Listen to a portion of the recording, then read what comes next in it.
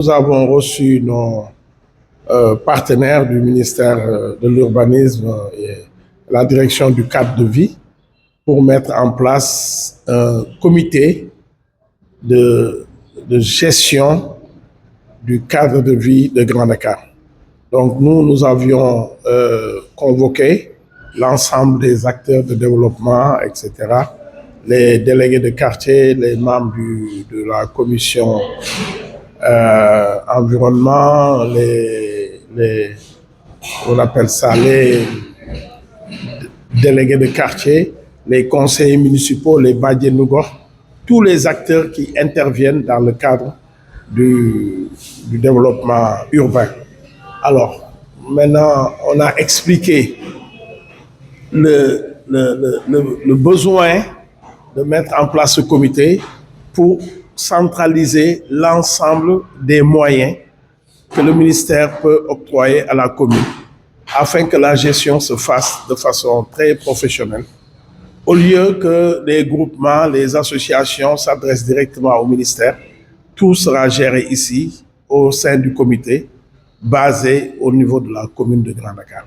C'est une organisation nouvelle, très méthodique, que nous voulons mettre en place pour permettre une meilleure prise en charge de l'entretien de Grand Dakar et de l'environnement en général. L'entretien, l'environnement, vous avez déjà un projet en cours en tout cas. Alors, avec ce projet, comment comptez-vous coupler les deux? Oui, notre projet, c'est de tout faire pour faire le pavage de toutes les rues. Aujourd'hui, Grand Dakar est pavé à presque 85%. Donc, il reste simplement un petit quartier. Et donc, ce quartier sera pavé rapidement cette année, s'il plaît à Dieu. Et puis après, le nettoiement sera plus facile. L'entretien sera plus facile. Les groupements qui seront mis en place pourront intervenir plus facilement parce que on va beaucoup plus facilement récupérer les déchets et tout ça, procéder au désencombrement, mais avec l'aide du ministère. Donc, c'est comme ça qu'on va procéder. On va continuer à travailler de concert avec le ministère pour avoir un peu plus de moyens. Et nous, on mettra les hommes qu'il faut, les habitants de Grand Dakar, surtout les jeunes et les associations, pour pouvoir réaliser notre objectif, qui est de rendre Grand Dakar une commune très propre, où il fera très bon vivre.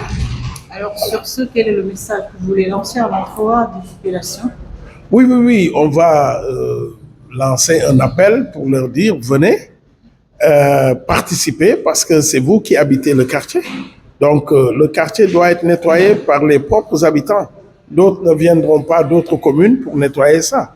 Alors donc, on lancera l'appel et je pense que quand on va lancer l'opération, je pense que les gens seront très vite conscientisés et surtout qu'il y a une commission sensibilisation et autres.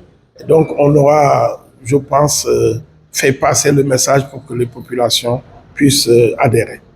Du projet Setal Suñu Gox que nous sommes en train de dérouler sur l'ensemble du territoire. Nous avons choisi aujourd'hui la commune de Grand Dakar pour installer un comité Setal Suñu Gox.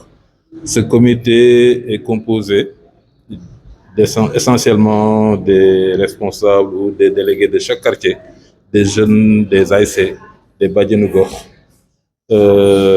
des personnes à mobilité réduite aussi qui font partie des quartiers qu'on a tendance à oublier et qu'on a voulu vraiment intégrer dans le comité pour donner aussi un sens plus social au comité. Donc ce comité fort représentatif de la commune est composé d'un coordonnateur, d'un secrétaire général, d'un trésorier, d'un ensemble de commissions. Et chaque commission a un président, plus les membres déjà cités un peu avant. Donc ce comité vise à apporter un peu plus d'organisation en matière de cadre de vie dans les communes. Parce que nous avons jugé nécessaire de partir de la base, à savoir les populations des quartiers, des délégués de quartier, en passant inévitablement par le maire, pour justement donner un contenu plus pertinent et plus rigoureux à l'amélioration du cadre de vie. En tout cas, c'est sur ces termes-là que nous sommes venus ici, installer ce comité après une première rencontre qu'on a eue avec le maire, histoire de lui parler un petit peu du projet auquel il a adhéré. Et il nous a apporté aussi tout son soutien, sa réactivité, pour que ce comité puisse être installé aujourd'hui. Et franchement, nous ne sommes pas dessus, parce que dans la salle, nous avons toutes les couches sociales de la commune. Les dames, les jeunes, les personnes âgées du troisième âge, les étudiants, les artistes, les relais communautaires. Vraiment, nous avons un panel assez représentatif de la commune de Grand Dakar.